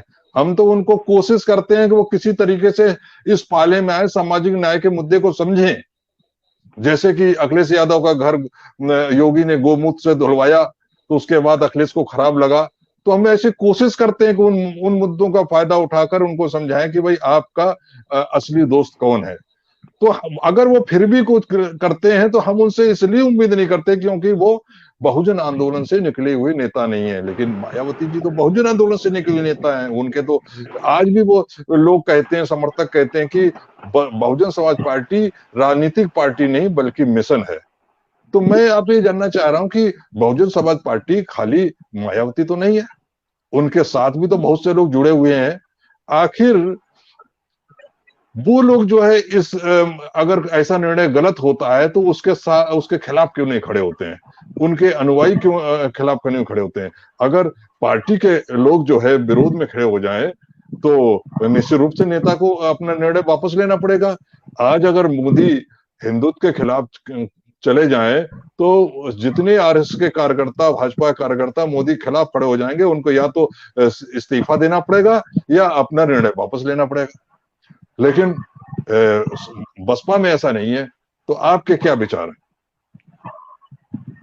देखिए सर, ऐसा है कि जो है अब विरोध में खड़े होने की जहां तक बात आप करें तो ये बसपा का प्लेटफॉर्म तैयार मान्यवर काशीराम जी ने किया था, और उन्होंने वाम सेप से जो है DS4 और वाम सेप से के संगठन चलाते चलाते उन्होंने एक पॉलिटिकल प्लेटफॉर्म किया था, तैयार किया था BSP। उनका प्रयास जो है एक बहुजन समाज की जो है वो एकजुट करते हुए ST SC OBC को मिलाते हुए प्लस माइनॉरिटी को लेके उनका ये जो फार्मूला था वो 85% का ये था कि हम 85% पे ये 15% हुकूमत करना है। और उस समय वो अपनी बात को मनवाने में, अपने पक्ष को रखने में काफी हद तक कामयाब भी हुए थे, और उन्होंने तमाम जो है वो उस समय के जो OBC के जो है एक मजबूत पिलर थे, नेता थे, उनको BSP के साथ जो है जोड़ा था। धीरे धीरे कुछ राजनीतिक महत्वाकांक्षा या जो है व्यक्तवाद की तरफ जो है बहन जी जो है अग्रसर होती चली गई, और उन्होंने एक एक करके मान्यवर काशीराम जी के साथ जो फाउंडर मेंबर थे, मिशनरी लोग थे, उनको लात मार के सबको बाहर कर दिया। अभी लेटेस्ट में हाल में ही जो है रामचल राजभर एक अच्छे नेता थे, इनको निकाल के बाहर किया, लालजी वर्मा को निकाल के बाहर किया। इन सब चीजों से क्या OBC समाज पे कोई गलत असर नहीं पड़ता? बिल्कुल पड़ता है। आपको जो है बाबू सिंह कुशवाहा या जंग पटेल, जंग बहादुर पटेल और सोनेलाल पटेल, जितने भी जो है तमाम जो कुर्मी समाज के भी नेता थे, इन्होंने जो है धीरे धीरे करके जो है सबको निकाल बाहर किया। अब आज की डेट में इनके पास BSP का जो है कौन सा नेता है? आल इन आल है, वो जो चाहे वो करें, उनको रोकने वाला, उनको टोकने वाला है कौन? तो ये वो स्वयंभू आज सच्चाई है कि वो सिर्फ अपने एम्पायर को बचाने के लिए वो कुछ भी कर सकती हैं। वो खुद हाशिए पे खड़ी हुई हैं, एक BJP के RSS की मुट्ठी में जा चुकी हैं, और इसलिए जो है अब ये देखना जो है वही उनका काम नहीं है। उनका वो तो अपने आप को फंसा चुकी हैं, अब वो समाज को फंसाने के लिए दांव पे लगा रहे हैं। ये सोचना हमारा आपका काम है, समाज के बुद्धिजीवियों का काम है, समाज के पॉलिटिशियन का काम है, समाज के जो है प्रबुद्ध वर्ग को सोचने का काम है कि मायावती को इस स्थिति में आते देख के हमें उन्हें सपोर्ट करना या नहीं करना। जहां तक अखिलेश की बात है, समाजवादी पार्टी की, समाजवाद ये मानते हो कि वो अम्बेडकरवाद से जो है उतना जो है उनका उदय हुआ हो ना हुआ, उनका वो एक पॉलिटिकल वो एक जो है उनको विरासत में मिल गई राजनीति। वह मैं समझता हूँ उन्हें कोई सामाजिक ऐतिहासिक ज्ञान भी नहीं होगा जिस समय जो उन्होंने बहुत सी गलतियां की हैं, जो एक बहुजन समाज के लिए आलोचना का विषय है। लेकिन मुझे लग रहा है कि जो है इस बार शायद कुछ परिपक्वता जो है उन्होंने हासिल की हो और वो गलतियां न करें। लेकिन जिस तरह से बहन जी जो है जो कंपटीशन जो का मैदान जो में उतर गई हैं, क्या कभी ब्राह्मणवाद को जो है आगे बढ़ाने के, परशुराम जयंती या परशुराम की मूर्ति लगाने की बात करते हैं, तो अखिलेश भी कंपटीशन में जो है वही जो है खुद बोलने लगते हैं। लेकिन सत्यता ये है कि जो है हमारा जो बहुजन विचारधारा है वो एकदम बिखरती चली जाओ, और इस बिखराव का जो है सीधा सीधा जो है फायदा जो है BJP या RSS के लोग उठा जाते हैं। हमारे समाज में सबसे बड़ी पहली तो हमारी एक मानसिक जो है कमजोरी ये है कि हमारा जो बहुजन समाज है आज भी वो 70-80% जो है धार्मिक अंधविश्वास का शिकार है, देवी देवताओं का शिकार है, जिनके माध्यम से मनवादी लोग जो है धार्मिक जो है आधार पर जो है उनको अपनी तरफ जो है आकर्षित कर लेते हैं। जहां तक जुर्म और अत्याचार की बात करें, जो है अभी डॉक्टर साहब ने कहा कि भाई जो है हम समता और समानता की बात करते हैं, बहुजन समाज हमारा जो है अम्बेडकरवाद तो बहुत समता और समानता की बात कर रहा है। हम किसी के हक तलबी नहीं कर रहे हैं, हम असमानता की बात नहीं कर रहे हैं, हम किसी ब्राह्मण बनिया वैद से हम कोई द्वेष भावना से बात नहीं कर रहे हैं। और समाज का भौगोलिक फील्ड का आप जो किसी भी सरकार के टाइम का आप देख लिए, दलित ने जो है या बहुजन समाज ने कहीं भी किसी ठाकुर ब्राह्मण बनिया समाज सवर्ण समाज पे कब अटैक किया है? कौन सी जाति की है? वो तो सिर्फ आज भी प्रजा की तरह वो तो शोषित है, वो अपनी सरकार में शोषित है, दूसरों की सरकार में भी शोषित रहता है। वो तो अपना डिफेंस नहीं कर पाता, वो अटैक क्या करेगा? जुर्म बल उसके पास अटैक होते हैं, शोषण होता है उसका। वही अपनी सरकार में भी, दूसरों की सरकार में भी और मौजूदा सरकार में भी सबसे ज्यादा उत्पीड़न की घटनाएं होती हैं, बलात्कार की घटनाएं होती हैं, कत्लेआम की घटनाएं होती हैं, शोषण की जितनी भी वारदातें होती हैं, सारी की सारी बहुजन समाज के जो है साथ ही होती है। इसके बावजूद भी दबंगों को बढ़ावा अगर दिया है, हिस्ट्री सीटरों को, माफियाओं को अगर बढ़ावा दिया है, तो इसका जो है सीधा सीधा सबसे ज्यादा बढ़ावा तो जो है समाजवादी पार्टी और बीएसपी नहीं दिया है। भाजपा ने जो है आज जो है जो पैंतरा चला है, भाजपा के साथ भी हमारे कुछ चाटुकार लोग घुस गए हैं और वो जो है इनकी जब वो अपना फायदा उठा के अपने वर्चा अपनी अपनी पोजीशन बचाए हुए हैं, लेकिन वो समाज का कोई डिफेंस वो भी नहीं कर पा रहे, सिर्फ अपना जो है पेट पाल रहे हैं, अपना जो है अपना इकोनॉमिक आधार अपना मजबूत कर सकते हैं। वो तो उनकी मुट्ठी में जब बलि का बकरा जब चाहे तो सरकार उन्हें हलाल कर सकती है और करेगी। तो ये है कि वो भी अम्बेडकरवाद का नाम भले ही जो है मंच पे आके ले दें या हमारे जो है बहुजन समाज की बात कर दें, लेकिन मुझे लग रहा है कि वो जो पार्लियामेंट या लोकसभा में बैठ के कभी बहुजन समाज के हित की आवाज नहीं उठाते, कभी मौलिक अधिकारों की बात नहीं करते, कभी जो है वो दलित के हक में कभी जो है आवाज नहीं उठाते। अभी आपने देखा हो पिछले 5 साल में रामशंकर कठेरिया जो है एसटी आयोग के सेंट्रल राष्ट्रीय आयोग के अध्यक्ष रहे, उन्होंने 5 साल में बैठ के जो है उस एसटी आयोग के पद पे जो है 5 केस भी सॉल्व नहीं किए, कहीं भी कोई हस्तक्षेप नहीं किया। क्या पूरे भारत में एसटी के साथ कभी कोई कहीं उत्पीड़न नहीं हुआ?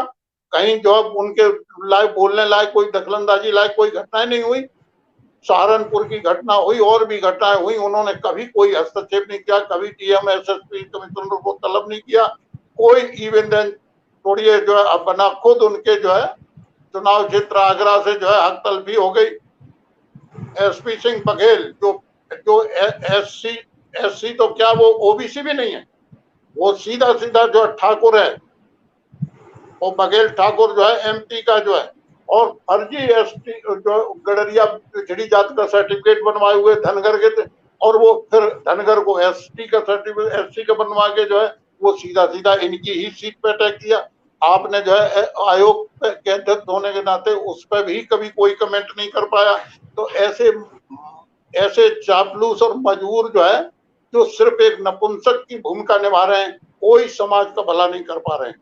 और बहन जी जहां तक बात है, बहन जी तो जो है बिल्कुल आज 100% वो उनकी क्या मजबूरी है हम नहीं जानते जो है, और जानते भी हैं तो वो उसे सभी जानते हैं, जितना भी पढ़े लिखे बुद्धिजीवी सबको पता है कि वो आज अपने सिर्फ डिफेंस की मुद्रा में है, वो सिर्फ अपनी प्रॉपर्टी को बचा रही है, अपने को बचा रही। उन्हें डर है कि सीबीआई और ईडी जो है अगर हमने बीजेपी के खिलाफ कोई भी जो है अगेंस्ट कदम उठाया, कोई भी निर्णय लिया, तो बीजेपी जो है तुरंत हमको सीबीआई और ईडी का इस्तेमाल करके जेल में डाल देगी, हमारी सब बनाई बनाई प्रॉपर्टी जब्त कर लेगी। और कोई नहीं है। सतीश मिश्रा उनके लीगल एडवाइजर हैं, सलाहकार हैं। एक ब्राह्मणों के नाम पे ब्राह्मणों के वोट तो क्या देंगे, ब्राह्मण कोई सिंगल वोट नहीं मिलेगा ब्राह्मणों का बीएसपी को, लेकिन हाँ बीएसपी के वोट जो है ब्राह्मण कैंडिडेटों को जरूर मिल जाएंगी। तो इससे 100% जो है बसपा को कहीं कोई फायदा नहीं है, बसपा से मनुवादियों को ही फायदा है, भाजपा को फायदा है। मुझे लगता है कि अब ये बहुत ही सोचने का और चिंताजनक विषय है। अगर यही हालात बने रहे तो जिस तरह से बीजेपी काम कर रही है, इन्होंने जो है सरकारी संस्थानों को बेच दिया, नीलाम कर दिया है, सारा रिजर्वेशन जो है ताक पर रख के जो है चाहे सेक्रेटरी सचिव वगैरह भी जो बिना कंपटीशन के पेपर के सब जिस तरह से बना रहे हैं मनमाने ढंग से जो है ये सारे जो है अध्यादेश ला रहे हैं, चाहे वो राष्ट्रपति हो या हमारे मंत्री हो या हमारे तमाम जो है 130 सांसद या विधायक, कहीं कोई विरोध नहीं कर रहा है और इनको सीधा सीधा जो है एक सपोर्ट मिल रहा है। तो ये सब बहुत सोचने का विषय है। आज की डेट में हर बुद्धिजीवी का, हर आदमी का, हम ये नहीं कह सकते कि मायावती की पार्टी में बैठे हुए लोग क्यों नहीं विरोध कर रहे हैं, वो क्यों नहीं इस पर टोक रहे हैं। आज उनको टोकने उनके साथ में है ही कौन जो विरोध करेगा। आज हम आप भले, ये हमारे आपके सोचने का विषय है, समाज के लोगों का सोचने का विषय है कि हमें अपना निर्णय जो है अपने विवेक से लेना चाहिए। हमें आंख पर पट्टी बांध के जो है भेड़ की तरह जो है हमें बिल्कुल भेड़ चाल में नहीं चलना चाहिए। जो मनवादी हैं वो मनवादी हैं, वो जो ठाकुर है, ब्राह्मण है, बनिया है, जो सवर्ण है वो सवर्ण है। तेल और पानी का कभी मेल नहीं हो सकता। हम दूध और पानी का मेल हो सकता है, लेकिन तेल और पानी का मेल नहीं हो सकता। इसलिए हमें जो है इस सवर्ण समाज से 36 का आंकड़ा बना के ही चलना पड़ेगा। हम दुश्मनी नहीं कर रहे हैं, हम सिर्फ अपने अस्तित्व को बचाना चाह रहे हैं। हम अम्बेडकरवाद को बचाना चाहते हैं, हम संविधान को बचाना चाहते हैं, हम लोकतंत्र को बचाना चाहते हैं। तो हमको ये इनसे लाजन नहीं बल्कि इनसे दूरी बना के चलना पड़ेगा। हमें समाज को रोकना पड़ेगा, हमें समाज को जो है सही दिशा देनी पड़ेगी। धन्यवाद। हाँ, धन्यवाद कठेरिया जी। जैसा कि आज का सब्जेक्ट है अम्बेडकरवाद, सिद्धांतों के साथ समझौता मंजूर नहीं, तो अम्बेडकरवाद, जैसे कि अभी कठेरिया जी ने बोला कि अम्बेडकरवाद क्या है, अगर हम उसको कुछ शब्दों में इसका जो है इसकी व्याख्या करें, तो जो व्यक्ति का विकास होता है, व्यक्ति का विकास को अंतिम लक्ष्य तक पहुंचाने के लिए समानता, समता, बंधुत्व और न्याय जैसे जो लोकतांत्रिक मानवीय मूल हैं, उनको आधारभूत मानकर समाज में जो सामाजिक और सांस्कृतिक परिवर्तन करने का जो संपूर्ण सांस्कृतिक और सामाजिक परिवर्तन करने वाला जो दर्शन है, वही अम्बेडकरवाद है। अम्बेडकरवाद भाईचारे का दूसरा नाम है, अम्बेडकरवाद इंसानियत का दूसरा नाम है। उसमें नफरत का कोई स्थान नहीं, जैसा कि सभी वक्ताओं ने कहा, नफरत का कोई स्थान नहीं। बाबा साहब अम्बेडकर के जो मित्र थे वो सभी जातियों के थे, ब्राह्मण भी थे, बनिया भी थे, कायस्थ भी थे। उसमें अगर हम, जैसे कि वो नारा पहले लगता था कि तिलक तराजू तलवार, उसका अगर स्थान नहीं है, तो ब्राह्मण सम्मेलन का भी कोई स्थान नहीं है। क्योंकि हम जब ब्राह्मण सम्मेलन करवाते हैं तो वो भी एक जाति को मजबूत करता है, और जब जातियां मजबूत होती हैं तो समानता पर आधारित समाज के निर्माण करने का सपना, भाईचारे पर आधारित समाज के निर्माण करने का सपना खंडित होता है। इसलिए अम्बेडकरवाद के साथ अगर चलना है तो हमें जातियों को कमजोर करना होगा और जातिवाद को मजबूत करने वाली मनवादी विचारधारा से अपने को दूर रखना होगा। जहां तक सवर्ण समाज की संबंधों का सवाल है, तो मैंने जैसे कहा कि बाबा साहब अम्बेडकर भी के साथी भी ब्राह्मण समाज के थे, विनय चित्रे उनके सहस्त्र बुद्धे ब्राह्मण थे, विनय चित्रे कायस्थ थे। वो सभी जातियों को लोग लेकर साथ में इसी मकसद से चलते थे कि वो ये बताना चाहते थे कि मेरी विचारधारा या मेरा आंदोलन किसी जात के विरोध में नहीं है, बल्कि भेदभाव आधारित एक व्यवस्था के विरोध में। इसीलिए जैसा कि राजेश कुमार ने भी कहा कि उन्होंने एक सभा में कहा था, रेलवे यूनियन की एक विशाल सभा थी, उसमें उन्होंने संबोधित करते हुए कहा था कि जब मैं ब्राह्मणवाद का शब्द का प्रयोग करता हूं तो ब्राह्मणवाद का मतलब ब्राह्मण का विरोध नहीं, बल्कि उस विचार का विरोध है जो कि व्यक्ति को जन्म के आधार पर ऊंचा नीचा मानती है।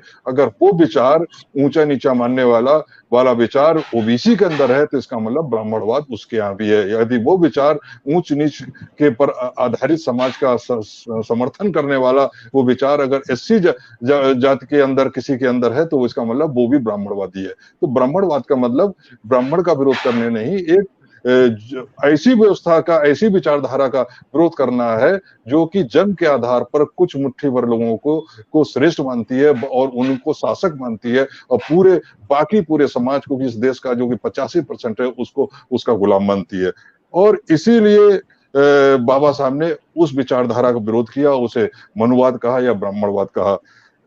लेकिन उन्होंने कहा भी कि अगर उसका विरोध करने के लिए हमें राजनीतिक ताकत प्राप्त करनी होगी। उनका एक था कि बड़ा पॉपुलर नारा था, पॉलिटिकल पावर इज मास्टर की ऑफ सोशल रिवोल्यूशन, मतलब राजनीतिक सत्ता ही सामाजिक क्रांति की मास्टर चाबी है। क्योंकि जब राजनीतिक ताकत होगी तब आप समाज में ऐसे नियम बना पाएंगे, कठोरता के साथ बना पाएंगे जो पुरानी परंपराओं को तोड़ पाए। लेकिन राजनीतिक ताकत सामाजिक परिवर्तन लाने में तभी कामयाब हो सकती है जब राजनीतिक ताकत हमारे उन नेताओं के हाथ में गई हो जो विचारधारा के साथ बंधे हुए हो। लेकिन यदि हम विपरीत विचारधारा वालों को सत्ता में ले आते हैं, चाहे वो हमारे बहुजन समाज के हों, चाहे वो सवर्ण समाज के हों, अगर विपरीत विचारधारा वाले आते हैं तो वो कभी भी हम सामाजिक परिवर्तन में सहयोग नहीं करेंगे। और अगर वो विपरीत विचारधारा वाले सवर्ण समाज के हैं, जो कि बनुवादी विचारधारा से सबसे अधिक लाभान्वित वर्ग है, तो वो तब तो आपका 5 साल पूरी तरीके से उनके साथ सामंजस्य बैठाने में ही निकल जाएगा। आप हमेशा यही कोशिश करते रहेंगे कि इनको ये कहीं नाराज ना हो जाए और हमारी इनके अलग हो जाने से हमारी सरकार न गिर जाए। तो आप सामाजिक परिवर्तन कब करेंगे? इसीलिए बाबा साहब ने कहा कि हमें विचारधारा से समझौता नहीं करना है। और आप जैसा कि मैंने अभी बताया कि आरएसएस ने ये करके दिखाया है कि राजनीतिक ताकत आप विचारधारा के साथ समझौता किए बिना भी प्राप्त कर सकते हैं। 1984 में उनकी सिर्फ 2 सीटें आई थी, लेकिन उन्होंने अपनी विचारधारा के साथ कोई समझौता नहीं किया और अब उसी विचारधारा पे लड़ते रहे और वो आज जो है 300 से अधिक सीटें अभी 2019 के चुनाव में आए और अपने उसी दिशा में आगे बढ़ रहे हैं अपने सपने को पूरा करने के लिए। लेकिन अगर उसी तरीके से अगर हमारे नेता भी आगे बढ़ते, जो बहुजन शब्द है, बहुजन शब्द में मतलब होता है ओबीसी, जो पिछड़ा वर्ग है, जो पुराना शूद्र वर्ग था, और एससी एसटी जो जिसको अछूत कहा गया है या आदिवासी कहा गया है, और माइनॉरिटी, क्योंकि माइनॉरिटी का भी 80% जनसंख्या वो हमारे समाज का से धर्म परिवर्तित है। तो इस सारे लोगों को मिला के 85% कहा गया है और इसी को ही मानवर काशीराम ने बहुजन कहा है। अगर सत्ता का लालच दिमाग में लाए बिना इन सारे वर्गों को एक करने का प्रयास करते रहते, चाहे भले ही उसमें हमारी सरकार 20 साल ना बनती, 25 साल ना बनती, लेकिन जब भी बनती तो वो स्थायी बनती और वो सामाजिक परिवर्तन लाने के लिए बनती और निश्चित रूप से उससे समाज में परिवर्तन आता, सामाजिक क्रांति होती और बाबा साहब का सपना पूरा होता है। और अगर जैसा कि अभी मैंने भी कहा और डॉक्टर भरत भूषण ने भी कहा कि हमें किसी भी जाति से कोई विरोध नहीं है। हम बाबा साहब के अनुयायी हैं, हम किसी जात से नफरत नहीं करते, हम तो सबके साथ प्रेम करते हैं। बस हम ये चाहते हैं कि वो भी नफरत वाली विचारधारा को छोड़ें। अगर वो हमारे साथ आना चाहते हैं तो पहले उस नफरत वाली विचारधारा को छोड़ें। हमें सतीश मिश्रा स्वीकार नहीं है। कोई सहस्त्र बुद्धे जैसा अगर ब्राह्मण आता है तो हम उसको स्वीकार करने को तैयार हैं। कोई विनय चित्रे जैसा कायस्थ बनिया आता है, हम उसको स्वीकार करने को तैयार हैं। लेकिन कोई हमारे कंधों का सहारा लेके अगर मनुवादी व्यवस्था को मजबूत करने का काम करता है, तो चाहे वो ब्राह्मण हो, चाहे बनिया हो, चाहे क्षत्रिय हो, या चाहे वो हमारे ही ओबीसी समाज का क्यों ना हो, हमारे एससी समाज क्यों ना हो, उसको बिल्कुल भी वो हमें बिल्कुल भी स्वीकार नहीं है, क्योंकि वो हमारे लिए घातक है। जो एससी ओबीसी का ऐसा आदमी तो हमारे लिए विभीषण काम करेगा, वो हमारा आंदोलन कमजोर करेगा। और जैसा किया भी है, जैसे कि कठिरिया जी ने कई लोगों के नाम भी लिए कि जो कि विरोधी पार्टी में, मनवादी पार्टी में बैठकर एससी सीटों से चुनकर गए हैं और वहां पर उसी विचारधारा मजबूत काम कर रहे हैं। लेकिन अगर हम मनवादी विचारधारा वाले लोगों को हम मजबूत करने का काम करेंगे, तब तो हम खुले आम अपने अंबेडकरवाद को दफन करने का इंतजाम करेंगे। तो इसलिए हमें इन सब चीजों से दूर रहना है, विचारधारा के साथ खड़ा होना है। हमारे नेता भले हमारा साथ नहीं दे रहे हैं, लेकिन हमें समाज को सोचना होगा कि हमें कैसा भविष्य चाहिए, अपनी आने वाली पीढ़ी को कैसा भविष्य उनको देना है, किस प्रकार का समाज उनके लिए खड़ा करना है, इस बात को हमें सोचना होगा। और साथियों, इसी के साथ मैं अपनी बात समाप्त करता हूं। अभी कुछ लोगों के कमेंट आए हैं, तो मैं देखता हूं। किसी ने, राम प्रकाश बघेल हैं, उन्होंने तारीफ करी है, शकुंतला कठेरिया ने तारीफ करी है, राम प्रकाश बघेल ने कहा है कि अम्बेडकर साथ कोई समझौता नहीं किया सकता। सूर्य चंद्र कठेरिया ने जय मूल्यवासी बोला है। अश्विनी यादव ने भी तारीफ करी है, जय भीम बोला है। इसी प्रकार सभी लोगों ने यही बोला है, जितने भी कमेंट आए। क्वेश्चन तो किसी ने नहीं किया, लेकिन सबने ये सब्जेक्ट का, विषय का समर्थन किया कि सार्थक बहस हुई है। तो मैं लास्ट में चाहूंगा कि एक एक लाइन में अपने बहुजन समाज के लिए कोई संदेश देना चाहें तो डॉक्टर भारत भूषण, एक लाइन में। जी धन्यवाद साहब। एक लाइन में ही मैं अपनी बात कोशिश करूंगा समाप्त करने की। दरअसल आज के परिस्थिति में बुद्धिजीवी वर्ग हो चाहे समाज का पढ़ा लिखा तबका हो, वो मायावती की नीतियों से खिन्न है। लेकिन समस्या इस बात की है, मायावती की नीतियों से खिन्न होने के बावजूद भी मजबूरी में वोट उसे हाथी को देना पड़ता है, क्योंकि हम लोग विकल्प नहीं तैयार कर सके। विकल्प के अभाव में जब हम देखते हैं कि भाजपा और कांग्रेस और सपा में तुलना करते हैं, तो वहाँ बसपा बेटर दिखाई पड़ती है समाज को। तो हमको जो है एक मजबूत विकल्प देना पड़ेगा, और जैसे ही हम मजबूत विकल्प देंगे, वैसे ही मायावती जी का लोग साथ छोड़ देंगे या मायावती जी अपनी नीतियों में परिवर्तन करेंगे। क्योंकि मायावती को पता है जी, मायावती को पता है कि तमाम कैबिनेट मंत्री, तमाम अच्छे लोग निकाल दिए गए, वो कोई आंदोलन नहीं खड़ा कर पाए, कोई विकल्प नहीं दे पाए। तो मायावती जानती है इनकी कोई हैसियत नहीं है, इस मनमानी कर रही है। अगर हम विकल्प खड़ा करने की स्थिति में होंगे तो इससे समाज को फायदा होगा। बसपा अच्छा काम करेगी, बसपा को वोट देंगे। आजाद समाज पार्टी काम करेगी अच्छा, तो आजाद समाज पार्टी वोट देंगे। रिपब्लिकन पार्टी ऑफ इंडिया अच्छा काम करेगी तो आरपीआई को। धन्यवाद। ठीक है। हाँ राजेश कुमार जी, हाँ 2 सेंटेंस में समाज को। हाँ बिल्कुल। अभी जो वर्तमान सरकार है या व्यवस्था है, चाहे वो स्टेट का है चाहे सेंटर में है, वो पूर्ण रूप से आप देखें एक हिंदूवादी और एक वर्णवादी व्यवस्था है। व्यवस्था को किसी भी तरह से हटाने की जरूरत है, और इसे हटाने के लिए कोई भी हमारे समकक्षीय जो विचारधारा के लोग हैं, अंबेडकर को मानने वाले हैं, उनको समर्थन करना चाहिए, मेरा कहना है। हाँ एसडी कठेरिया साहब, कोई 2 सेंटेंस में अब अंतिम संदेश इस समाज के युवाओं के लिए। सर मेरा तो अंतिम संदेश ये है कि जो है बहुजन समाज का में जो है एक, मतलब इस कार्यक्रम में अंतिम संदेश, वैसे तो अभी संदेश बहुत आएंगे। अंतिम संदेश ये है कि सर बीएसपी का विकल्प जो है तैयार हो चुका है। हम आप सभी जानते हैं एक उभरता हुआ युवा नेतृत्व है। अगर हम उसे भरोसा नहीं करेंगे, इस नए पौधे को नहीं सींचेंगे, मेरा सीधा सा मतलब है कि आजाद समाज पार्टी का, भीम आर्मी का जो है, जो परिस्थितियों जन्य जो जिसका उदय हुआ है, किसी ने जो है उसे जो है राजनीतिक, वो किसी का वारिस नहीं है, और वो आज न सही तो कल जो है वो एक बहुत बड़ा विकल्प बन के तैयार होगा।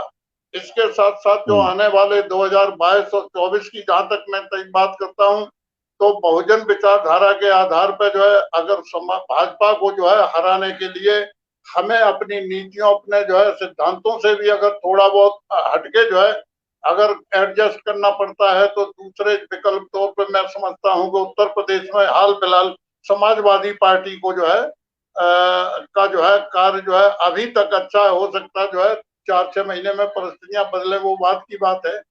लेकिन अगर जो है क्योंकि और दूसरा कोई विकल्प नहीं है, बीएसपी अगर जो है 2-4 सीटें ले, 10-20-50 सीटें जीत भी जाती है, तो वो कहीं ना कहीं जो है भाजपा को ही समर्थन करेगी, समाजवादी पार्टी को नहीं। वो अपने स्टेटमेंट में भी वो ये कह चुकी हैं कि हम समाजवादी पार्टी को समर्थन नहीं करेंगे, बीजेपी को समर्थन करेंगे।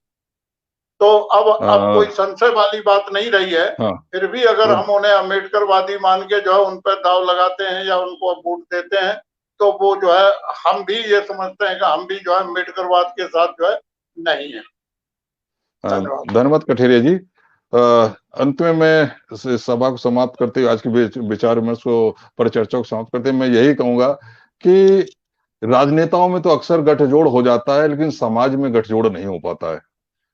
अब हमें समाज में जो है गठजोड़ करने की आवश्यकता है, सामाजिक कार्यकर्ताओं को बाहर निकलने की आवश्यकता है, और वो गठजोड़ इतना पुख्ता होना चाहिए और मानवर काशीराम जी की विचारधारा पर होना चाहिए। अर्थात बहुजन समाज के जो अंग हैं, ओबीसी है, एससी है, माइनॉरिटी है, इनके बीच गठजोड़ करने का के लिए हम सामाजिक कार्यकर्ताओं को आगे आना होगा। अगर हम सामाजिक गठजोड़ बिना राजनेताओं को साथ में लिए इतना बड़े लेवल पे हम करने में तैयार हो जाएं, ऐसा करने में तैयार हो जाएं कि उसका संदेश हमारे राजनेताओं के पास ये जाए कि अगर वो जो है नहीं झुकते हैं तो हम उनको झुका सकते हैं, तब शायद हमारे राजनेता भी सोचने में मजबूर हो जाएंगे। और मैं किसी पार्टी का तो बात नहीं करता, लेकिन आने वाले चुनाव में निश्चित रूप से हमें ऐसे पार्टी को सपोर्ट करना होगा जो भाजपा को हराने में सक्षम हो, क्योंकि 22 का इलेक्शन सेमीफाइनल है। बंगाल के चुनाव में उनको एक बहुत बड़ी चोट मिल चुकी है। अगर 22 के चुनाव में उनको जीत मिल गई तो वो जो घाव बंगाल का था वो एक तरीके से उसको मरहम लग जाएगा और वो 24 में फिर से सफलता पा लेंगे। इसलिए 22 में उनको रोकना बहुत जरूरी है। इसलिए 22 में जो भी पार्टी भाजपा को हराने में सक्षम हो, हमें उसका साथ देना चाहिए। लेकिन इसके लिए हमें राजनेताओं का इंतजार किए बिना समाज में जो हमारे बहुजन समाज के जो विभिन्न अंग हैं, पिछड़ा वर्ग और एससी वर्ग और माइनॉरिटी वर्ग, इनके बीच में गठजोड़ करने के लिए हमें खुद उतरना होगा। तभी ये बाबा साहब का सपना पूरा होगा और अंबेडकरवाद पे जो चोट हमारे राजनेताओं द्वारा लग रही है उनको हम मजबूर कर पाएंगे कि ये अंबेडकरवाद पे चोट लगाना बंद करो, वरना आप खुद खत्म हो जाओगे। अंबेडकरवाद को तो हम खत्म नहीं होने देंगे। इसी के साथ मैं अपनी बात समाप्त करता हूं। जय भीम।